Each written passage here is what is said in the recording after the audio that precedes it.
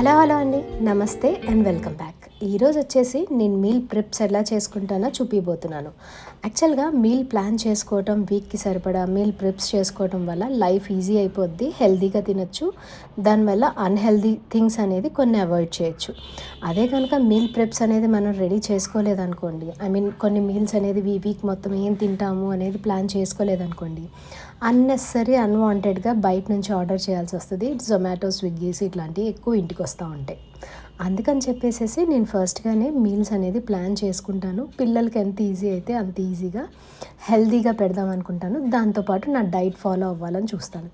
దానికోసం అని చెప్పి ఈరోజు కొన్ని పల్సెస్ అయితే నానబోయబోతున్నాను. నేను ఎప్పుడు దోశల బ్యాటర్ తయారు చేసినా సరే ఫస్ట్ ఆఫ్ ఆల్ అయితే దోశలు మిల్లెట్స్తో చేస్తాను, లేదు అంటే కనుక రాగితో చేస్తాను. ఆల్మోస్ట్ ఆల్ ఇది నా డే టు డే లైఫ్ అయిపోయిందనమాట. దోశలు అనేది బియ్యంతో పోయటం ఆల్మోస్ట్ ఆల్ నేను 3 years నుంచి అయితే మర్చిపోయాను.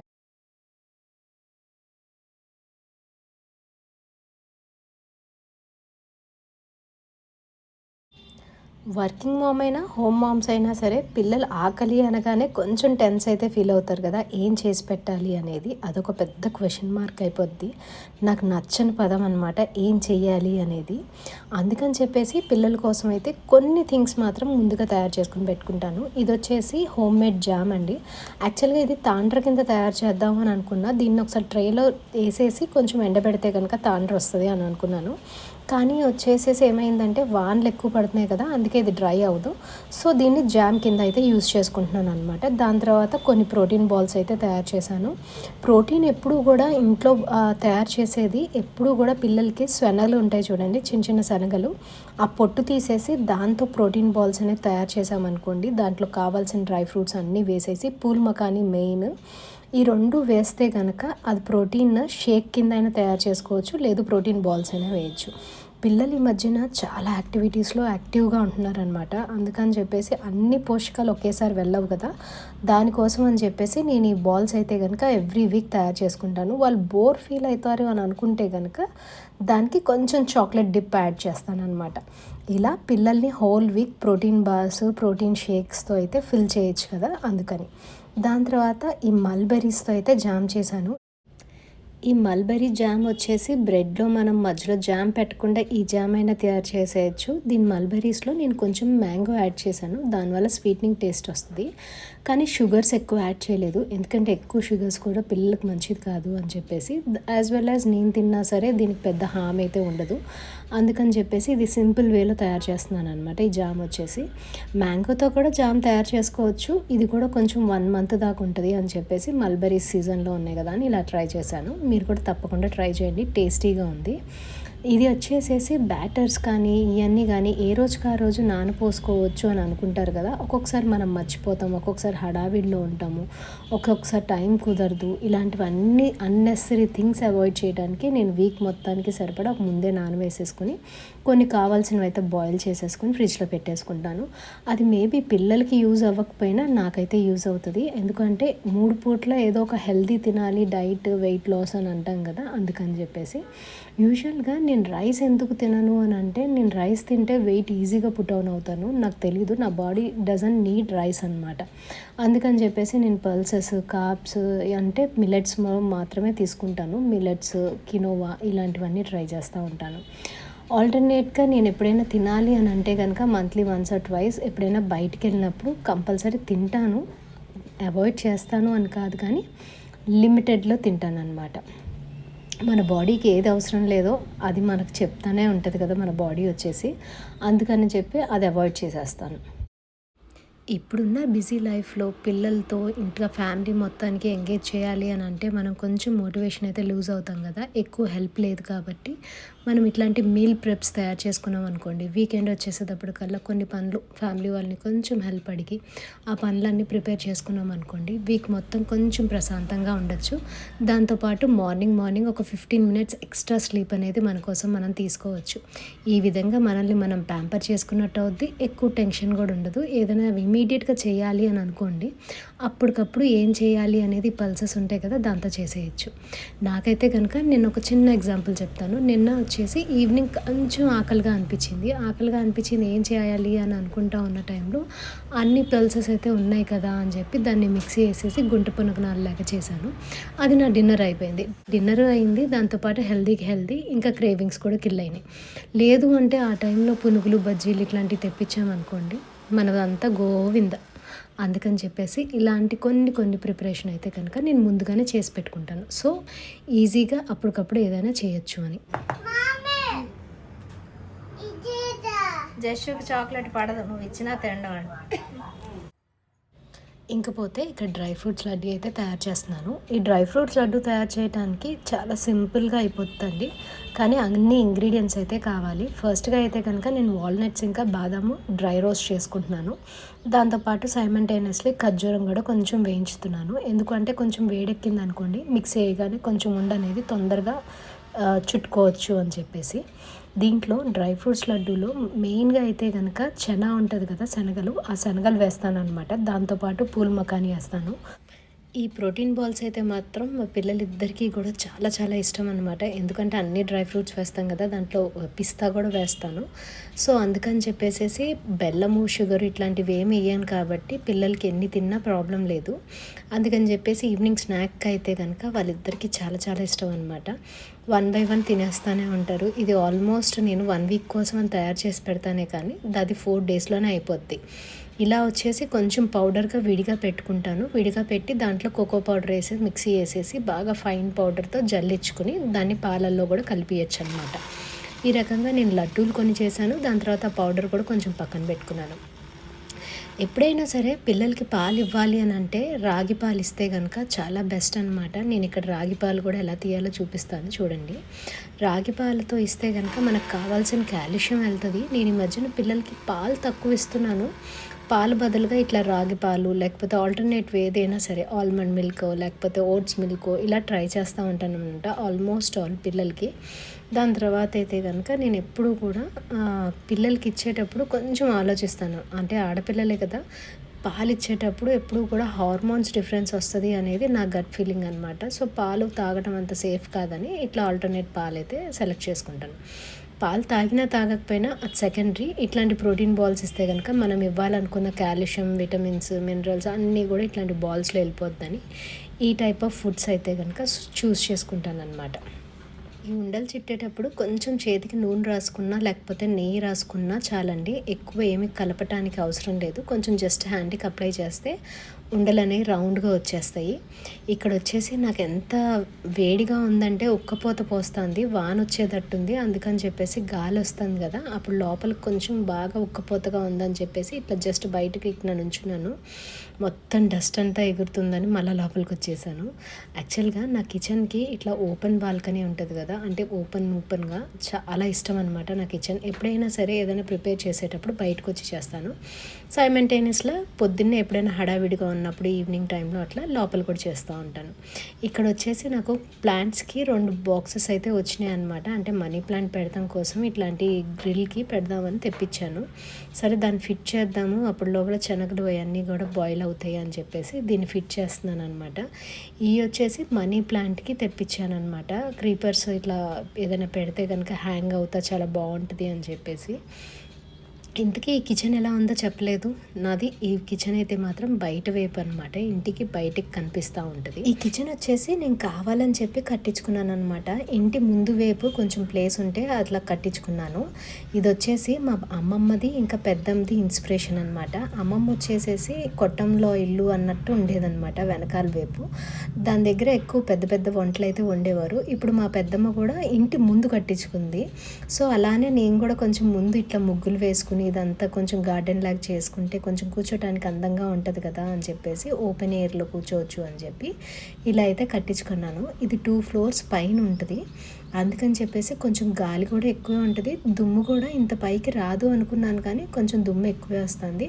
సో మెయింటైన్ చేయటం కొంచెం కష్టము, అందుకని చెప్పి కొంచెం కర్టెన్స్ వేసేసి కొంచెం నీట్గా మెయింటైన్ చేయాలని చెప్పి చూస్తున్నాను.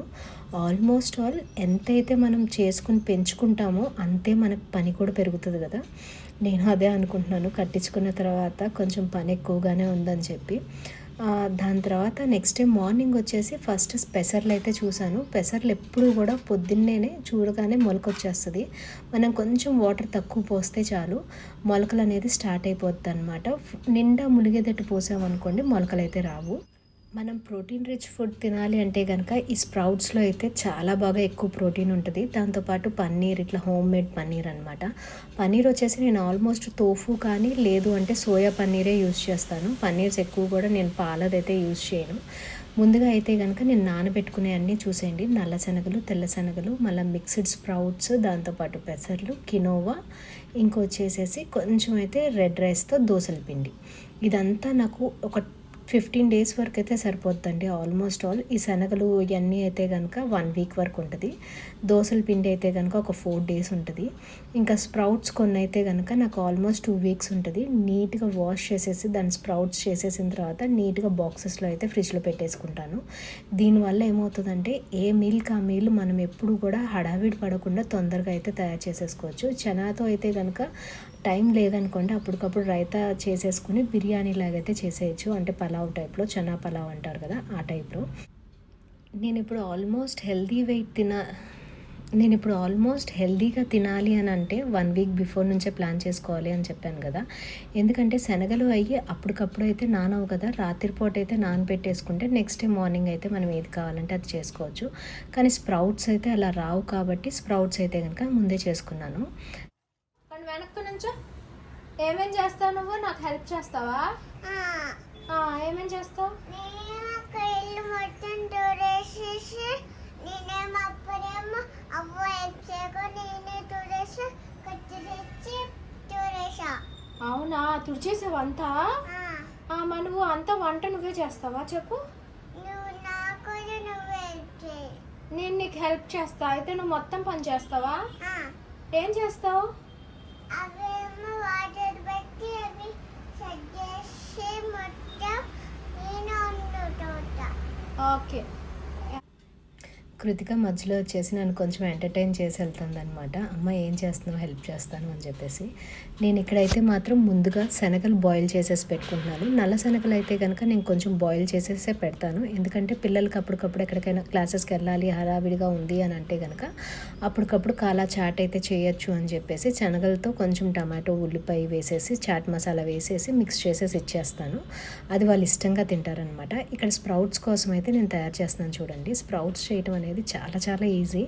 స్ప్రౌటింగ్ ఒక వీడియోనే చేశాను, అది ఇంకా అప్లోడ్ చేయలేదు, ఇప్పుడు చేస్తాను కొంచెం టైం చూసుకుని. చాలా రోజులైంది అది వీడియో కూడా షూట్ చేసి. స్ప్రౌట్స్కి అయితే కనుక నేను మామూలుగా కింద గిన్నెలో ఒకటి నీళ్ళు పెట్టేసుకుని పైన ఒకటి మస్లిన్ క్లాత్ తీసుకుని ఇట్లా కప్పేస్తాను అనమాట. ఆ నానిన శనగలు దాంట్లో వేసేసి అట్లా కప్పేసి ఆ తడి బట్ట దాని మీద వేసేస్తే 3-4 days మీరు వాటర్ ఇవ్వకపోయినా పర్వాలేదు, స్ప్రౌట్స్ అనేది బాగా పెద్దగా వస్తాయి 2 inchesలో. అదే కనుక ఎండాకాలం అనుకోండి ఒక 2 daysకి ఒకసారి నీళ్ళు అయితే జిమ్ముకోవాలన్నమాట. ఈ క్లాత్ని ముడికట్టేసి కింద పెడతాను చూడండి, ఆ కింద క్లాత్కి వాటర్ అనేది అబ్జర్వ్ చేసుకుని ఎప్పుడు చెమ్మగా ఉంటుంది అనమాట. అందుకని చెప్పేసి నేను స్ప్రౌటింగ్కి అయితే మాత్రం ఈ టెక్నిక్ యూస్ చేస్తాను. స్ట్రైనర్స్ ఉంటాయి కదా, టీ వడపోసే స్ట్రైనర్ కానీ జ్యూస్ స్ట్రైనర్స్ కానీ ఇట్లాంటివి యూస్ చేస్తాను అనమాట. దాని తర్వాత అవన్నీ తీసేసి నేను బాక్స్లో అయితే పెట్టుకుంటాను. యాక్చువల్గా ప్లాస్టిక్ కవర్స్లో పెట్టుకోవచ్చు, కానీ ఇట్లయితే బాక్సెస్లో నేను స్టోర్ చేసి పెట్టుకుంటాను అనమాట. చాలా రోజులు ఉండాలి కదా అందుకని చెప్పేసి. ఇంకపోతే డైట్ అనేది మన హెల్దీ లివింగే అండి. డైట్ అని అంటే మనం తినచ్చు తినకపోవచ్చు, బయట తినకుండా ఉంటే చాలు. మన ఇంట్లో ఏది తిన్నా సరే హెల్దీయే. ఎప్పుడు కూడా మనం డైటింగ్ చేయాలి, వెయిట్ లూజ్ అవ్వాలి అని అంటే మనము 50% ఆఫ్ ఎక్సర్సైజ్ అనుకుంటాం, 50% ఆఫ్ ఫుడ్ అనుకుంటాం. కానీ కాదు, అది 25% మాత్రమే. ఎక్కువ మనకి ఏ స్ట్రెస్ లేకుండా స్లీప్ అనేది కరెక్ట్గా ఉందనుకోండి, 8 hours స్లీప్, ఈజీగా వెయిట్ లూజ్ అవుతాం. మన బాడీ ఏది కావాలి, మనకి ఏంటి స్ట్రెస్ లేకుండా అవ్వకుండా అనేది మనం చూసుకుంటే చాలు. వెయిట్ లూజ్ అనేది ఎప్పుడైనా అవ్వచ్చు. మనం వెయిట్ లూజ్ అంటే అదొక డిసీజ్ లాగా అనుకుంటాం, కానీ అట్లా ఏం కాదు. మనం ఇప్పుడు హెల్తీగా లావుగా ఉన్నా సరే హెల్తీగా ఉండి మన పనులు మనం చేసుకున్నాం అనుకోండి, అది హెల్తీ వెయిట్ కిందే వస్తుంది. అదే కనుక మనము వెయిట్ తక్కువ ఉన్న పని చేసుకోలేకపోతున్నాం అనుకోండి, అప్పుడు హెల్తీ హ్యాబిట్స్ అనేవి మార్చుకోవాలి కంపల్సరీ కూడా. దాని తర్వాత వచ్చేసి నేను రాగి మిల్క్ అయితే తీస్తున్నాను అనమాట. ఈ రాగి మిల్క్తో మాత్రం నేను ఒక స్వీట్ కూడా తయారు చేశాను. యాక్చువల్గా అన్ఎక్స్పెక్టెడ్గా స్వీట్ అది తయారైపోయింది, కానీ చాలా చాలా టేస్టీగా ఉంది, రబడీ లాగా ఉందన్నమాట.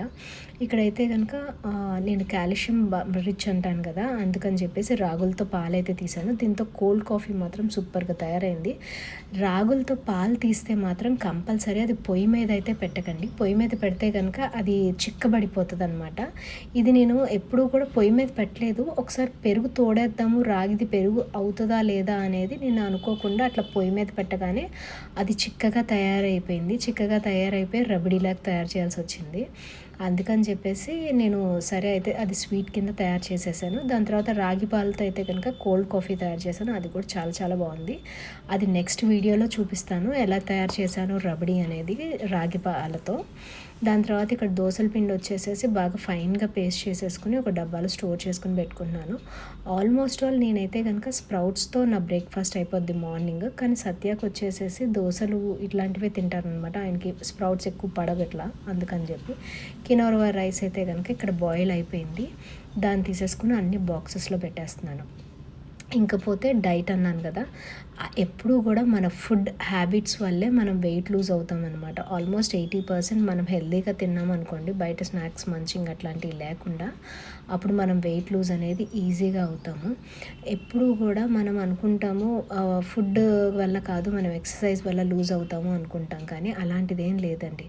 ఎక్సర్సైజ్ అనేది మీరు మినిమం చేసేసి ఒక జస్ట్ ఏ ఫుడ్ తిన్నా సరే ఆ ఫుడ్ తర్వాత ఒక 10 minutes వాక్ చేసి దాని తర్వాత ఫుడ్ మాత్రం హెల్దీ హ్యాబిట్స్తో మార్చుకున్నారనుకోండి, అంటే రైస్ తినకుండా కార్బ్స్ కొంచెం కట్ చేసి దాని తర్వాత ఇట్లా స్ప్రౌటింగ్స్తో లేదు అంటే కనుక కొంచెం చాట్లు ఇట్లాంటివి ఏమైనా తయారు చేశారనుకోండి, మీరు వెయిట్ అనేది ఈజీగా లూజ్ అవుతారు. మోస్ట్ ఇంపార్టెంట్లీ 6:30 కల్లా డిన్నర్ చేసేసారనుకోండి, వెయిట్ లూజ్ అనేది ఈజీగా అవుతారు. అన్నెసరీ మంచింగ్ ఉంటుంది చూడండి, దానివల్లే మనం వెయిట్ అనేది డిక్రీజ్ అవ్వము, ఇంకా ఇంక్రీజ్ అవుతూ ఉంటాం. దాని తర్వాత ఇక్కడ రాగి స్వీట్ అన్నాను కదా, ఇదే రాగి స్వీట్ ఇలా చిక్కబడిపోయి ఇలా అయింది, రబడీలాగా సూపర్ టేస్ట్ వచ్చింది. ఇది సపరేట్గా వీడియో చేసి చూపిస్తాను ఇది ఎట్లా వచ్చింది అనేది చూడండి. ఇంకపోతే ఫైనల్ వచ్చేసి ఇట్లా మొత్తం అన్నీ స్టోర్ చేసుకున్నాను, చూసేయండి.